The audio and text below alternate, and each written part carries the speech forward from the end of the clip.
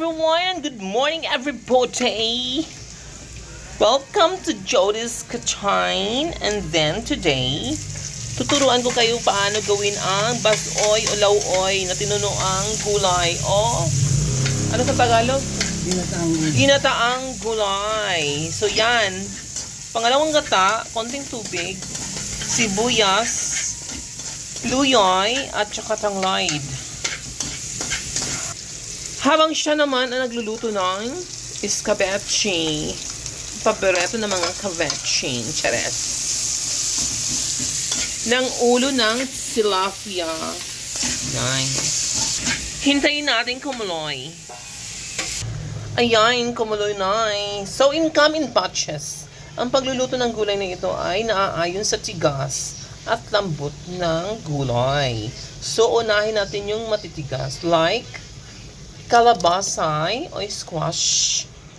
At habang naghihintay tayong lumambot yung kalabasay, luto na po ang kanyang escabeche. Paborito ng mga kaveche. Chares. Napakasarap na escabeche. So since magkasing lambot o magkasing tigas lang yung dalawa, sasabay na natin sila ng paghulog. Unahin natin ay, anong tawag dito? Sitaw? Sitaw ba? Sitaw. O string beans.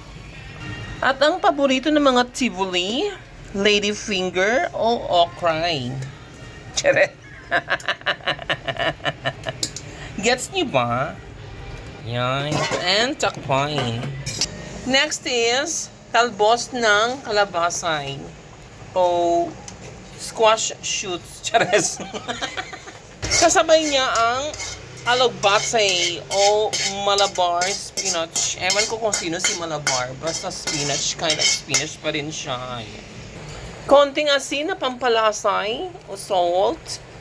And the last batch is bulaklak ng kalabasa o squash blossom. Together with malunggay.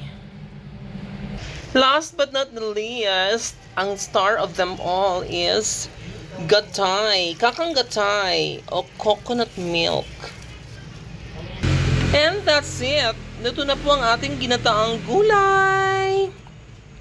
Happy eating, everyone. God bless us all well.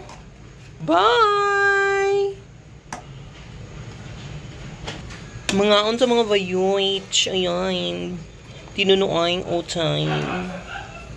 Yan, may kalabasa, may bulaklak ng kalabasa, may udot sa kalabasa. Tanan kalabasa, may okra, pero na-meat siya. Kainan na!